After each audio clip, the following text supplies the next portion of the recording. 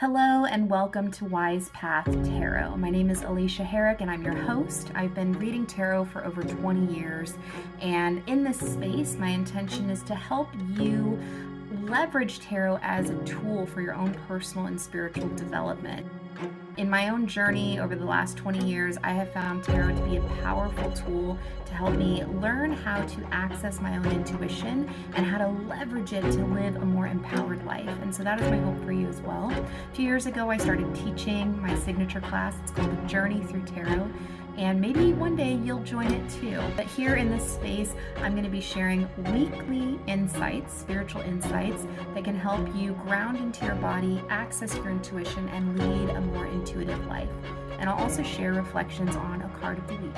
So if you want to learn more about tarot, learn how tarot can be a powerful tool in your own life, I invite you to stick around and hang out with me here at Wise Path Tarot.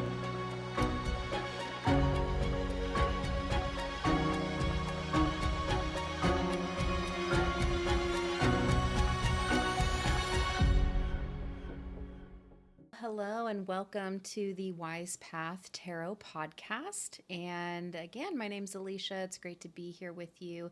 I'm recording this on January 19th, 2025, and it will be published late tonight, early tomorrow on January 20th, 2025. And, these sessions or these recordings, you can, of course, listen to at any time. But the intention here is to really offer some real-time perspective and insight and a card reading for the week ahead. So today I just want to acknowledge that I've been dealing with my own kind of waves of grief and denial and, how do we grapple with what's presented with us coming forward. I was definitely someone who was on TikTok and enjoyed TikTok quite a lot, and then was following all of these creators and influencers as they were you know talking about social issues. I feel like I learned so much on TikTok. I made a couple of friends on TikTok. It was just such a really special place for the time that it was in my life. And I say was because I became very concerned when this whole conversation around the ban was going on. And then I saw like a bunch of creators jump to Red Note as like a secondary option, or as like the place where the quote unquote TikTok refugees were going. And there was a couple things I didn't kind of feel comfortable with. One was, I don't know, just going to an app that's owned by another government. That was concerning to me. And then this idea of holding the moniker of refugee was also, I think, quite dismissive to the real lived experience of people who are actual refugees in the world. Like for some reason, this attitude of like, oh, I'm a TikTok refugee, for me just didn't sit right. It just didn't feel energetically like the right way to honor even that idea or that concept, because a lot of the creators that I saw that were kind of perpetuating this idea of like, we need to get out of here and we're going to stick it to the government. We're mostly white people. I'm not going to lie. They were mostly white creators. And this is no shade to, maybe it is a little bit of shade.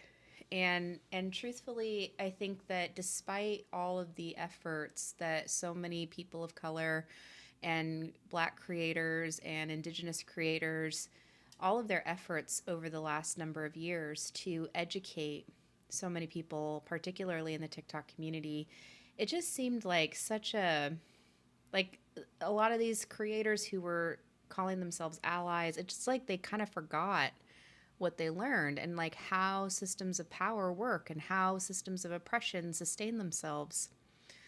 And then I opened up the app yesterday and it said something like, we're working with President Trump, stay tuned. And then I went ahead and uninstalled the app. I uninstalled TikTok because the fact that, I don't know, it just felt very weird, to say the least. and then that it came back on 12 hours later and it was like, thanks, President Trump.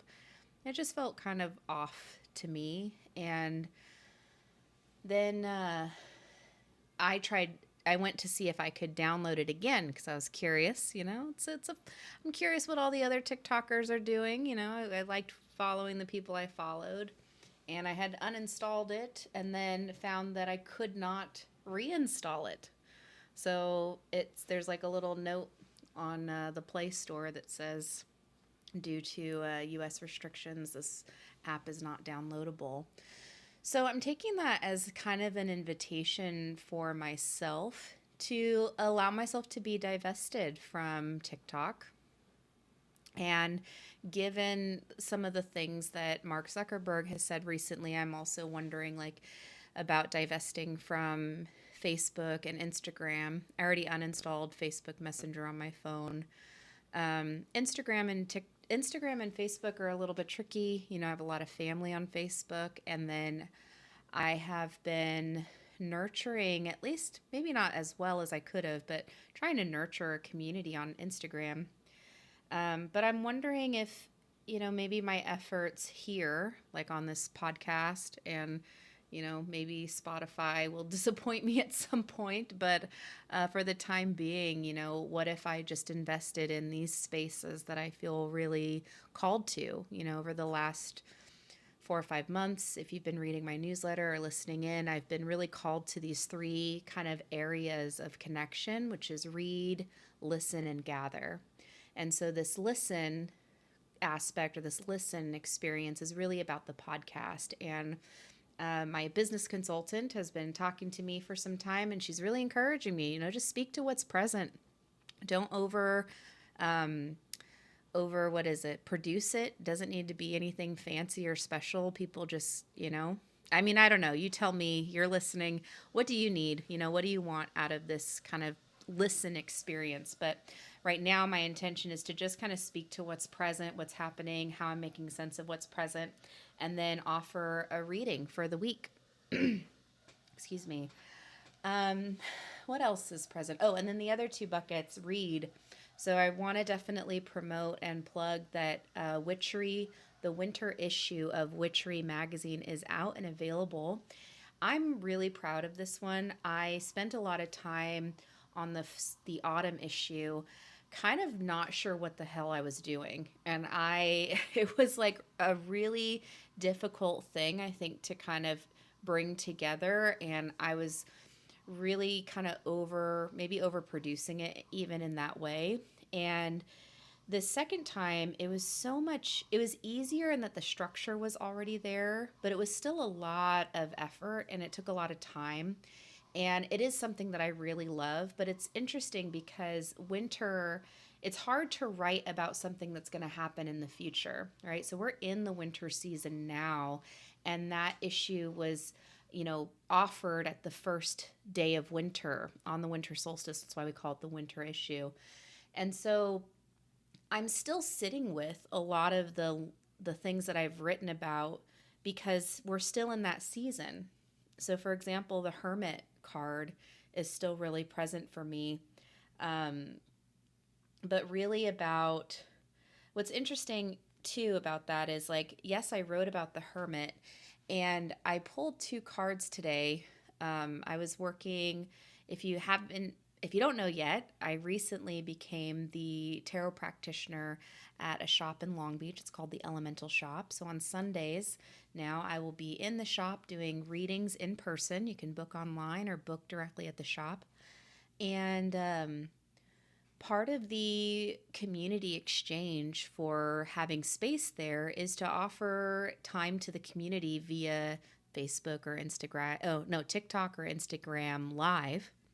And so today I went live on Instagram and pulled a couple of cards, and the Hermit came up, and this year being a 9-year came up a couple of times. And so the question, as much as we might have been spending time in the Hermit in the past, and I think that was the theme or the sense that I was getting, is that there might have been many of us, and if you're listening, I would love to know if this resonates with you, but many of us kind of going through the last 4 or 5 years I don't even know how long, but you may be coming out of a period of time where you were doing intense introspection and really trying to understand yourself.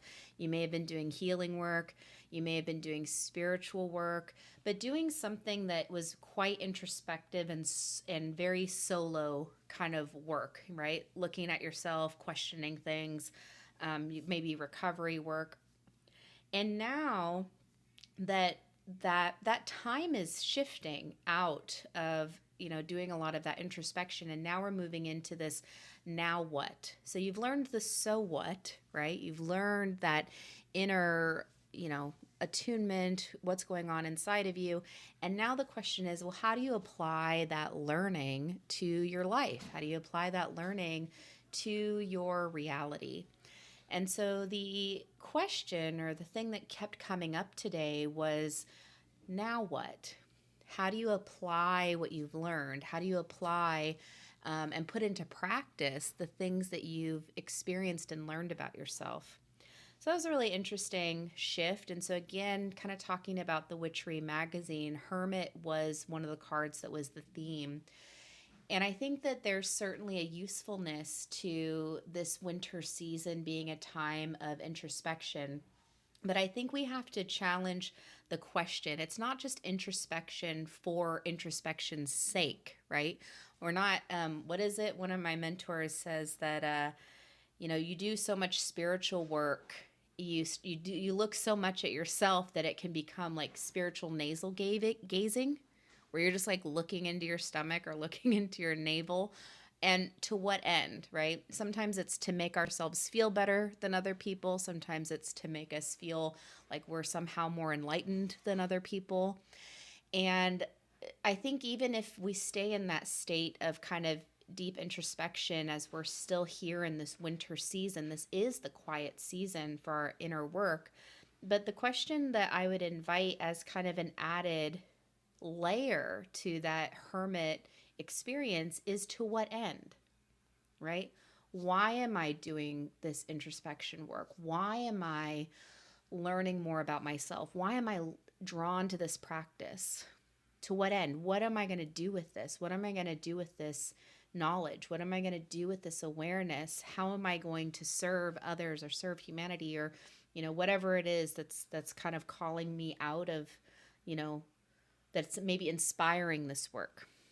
So that would be an invitation, right? So if we're in this winter season with the winter witchery issue, if you've read it, the next layer is, to what end are we sitting with the hermit? Why are we here with the hermit? So yeah, highly recommend, if you haven't yet, please check it out, Winter Witchery. It is a free digital magazine. And I'm going to say this now so that I can also say it again later.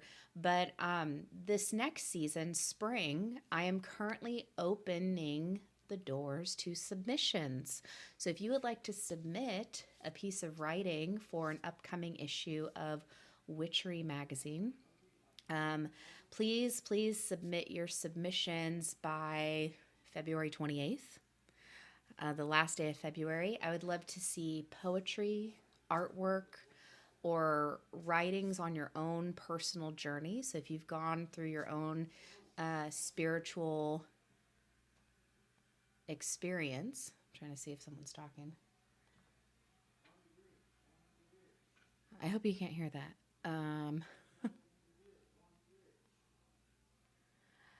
It's a little bit tough. It's Sunday night. We got the kids here, so they are probably doing their thing, hanging out in the background. But so here, let me back up. February 28th, if you would like to submit an article or piece of writing or artwork to be published in the spring issue of Witchery, please submit it by February 28th. You can email me at Alisha, Alisha, at wisepathtarot.com. Speaking of wisepathtarot.com, I have a brand new website. Please check it out. I love it. I think it's beautiful. And shout out to my web developer, Hello Sprout Marketing. This is not an ad or anything, but I just want to share that she's a phenomenal web developer. So if you're in that space, you can check her out or recommend her. So we talked about listen, we talked about read. Let's talk about gather. So gather is this space where I'm bringing folks together to come into community and learn together. It's really about learning and or doing our own individual spiritual work. So one way that we do the individual spiritual work is to show up for a ritual. So, depending on what I have going on in my life, I may offer either a new moon or a full moon ritual or an equinox or solstice ritual. Those are typically the ones I feel most comfortable offering on a virtual environment.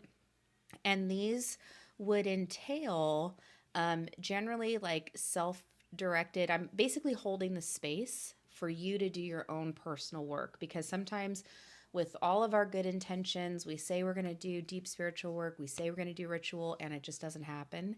So this would be an opportunity where I am holding the container. There's a set time, and we are all doing our own individual work together. Because our spiritual work, particularly ritual work, is really effective when we are witnessed. There's an invitation to share maybe what you're letting go or what you're inviting in, so that your truth can be witnessed in community by others, not for them to do anything or help you or what have you, because you are empowered in your own life, but just so that you can have a witness to your truth. It's a very, very powerful thing when we are witnessed in our spiritual work. So that would be what ritual is.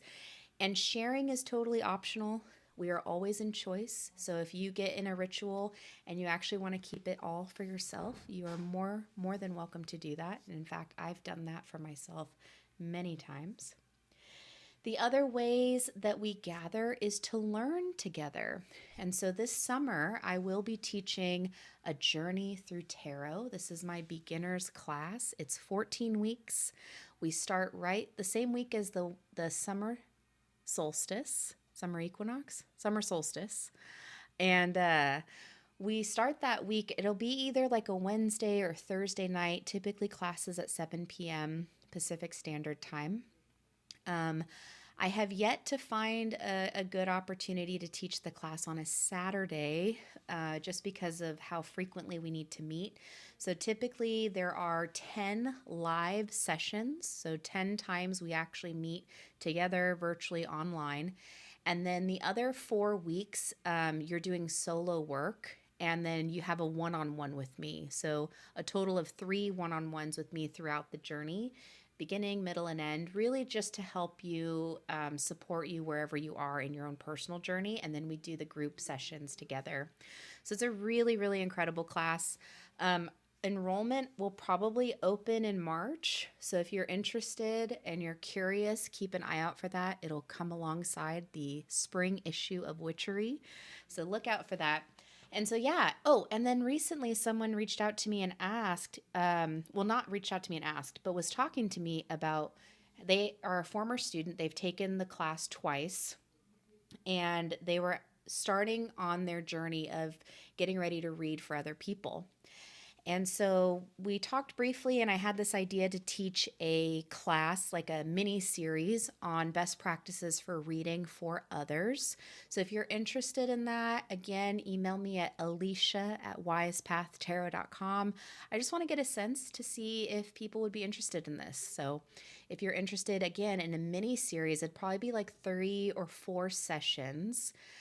Group classes where we talk about best practices for reading for other people. We talk about the ethics involved in how we read for other people, how to do things in a good way, how to keep your energy clear, how to set energetic boundaries for yourself, and also boundaries around what you're willing to and not willing to read. And then we're going to do some practice. So you can actually practice reading with some peers in the class, and really start to hone your own style. And that'll be a big takeaway from the class, is really getting an understanding of like, what is your style? What's your approach? So with all that said, I am now going to do a reading for the week. So this is for the week of January 20th. Again, we all know this is quite a, as we all know, this is going to be quite an interesting week here in the United States. A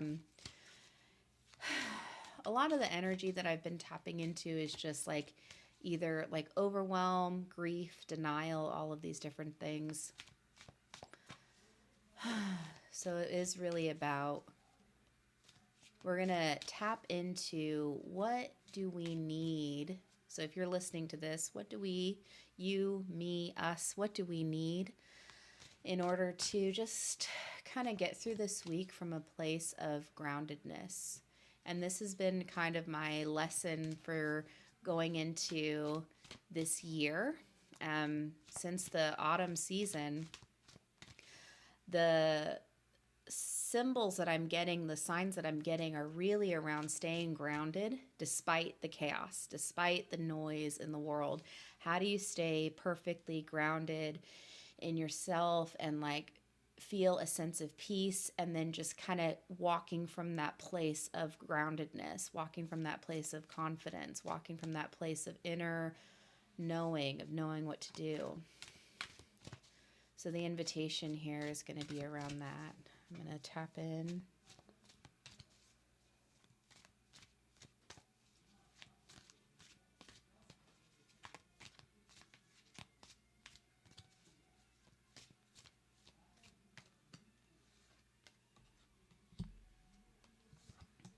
Okay, so we have the Two of Cups. Two of Cups.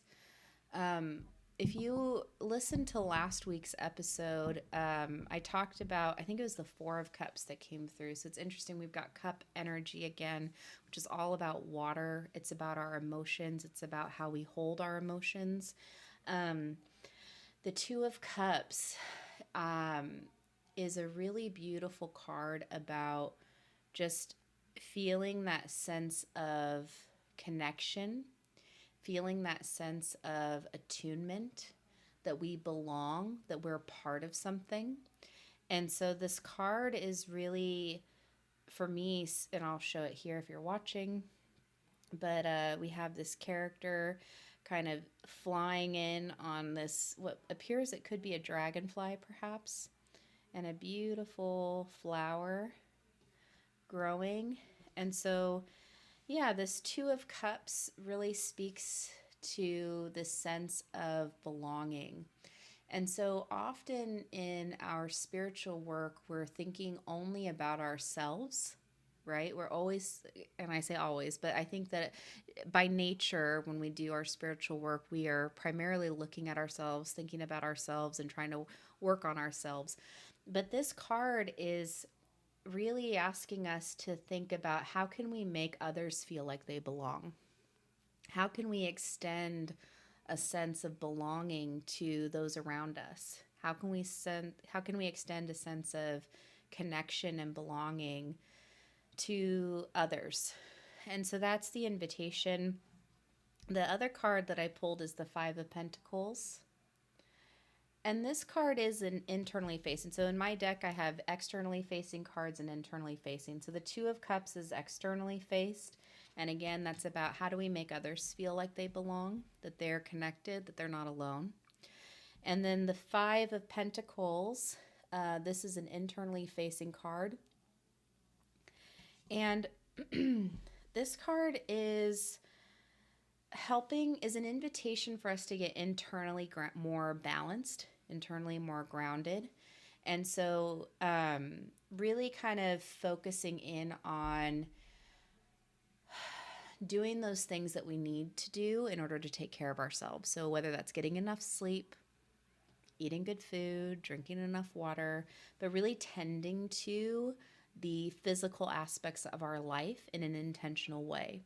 So being mindful and intentional about taking care of our physical bodies this week. So that's the internally facing card. So these are the two cards for the week. Extending that sense of belonging to others. You know, what that could look like, I don't know. But I trust that you will know when you see it. Really connecting with other people in a meaningful way. Maybe it's family, maybe it's friends.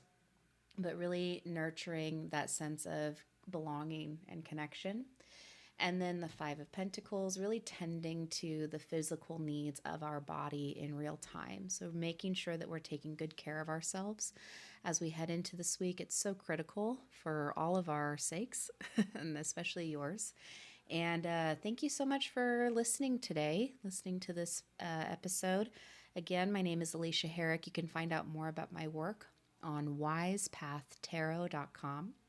You can check out Witchery Magazine. And I think I still have my New Year ritual up on my website. So if you go to my website right now and you still want to do the New Year ritual, it is available. You just click the little, type in your email address, it'll be sent to you. And throughout until the end of January, so until January 31st, any readings that are booked through my website, any virtual readings are going to be 100% of the proceeds are going to go to those who've been directly impacted by the Palisades and Eaton fires in Southern California.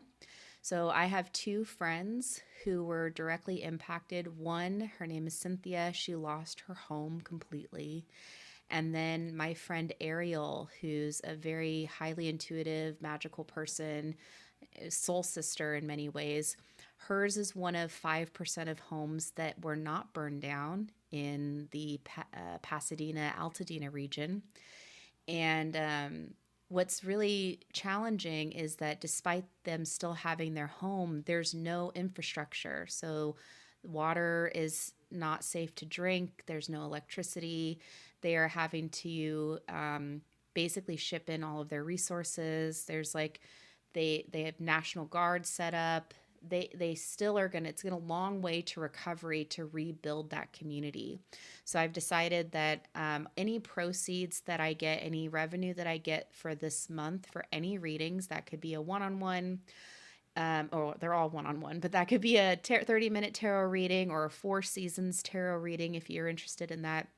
100% of the proceeds or revenues from those readings through the end of January, I'm going to split between both of my two friends, Ariel and Cynthia, to support them in their recovery after the fire. So if you get a reading with me, you'll know that you're helping a direct person who was impacted by the fires. I know sometimes we wonder, like, if I donate to this organization, is it really going to help people?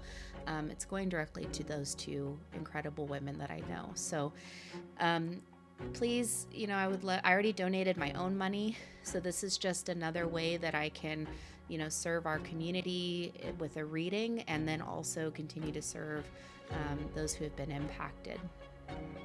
And that is it for today.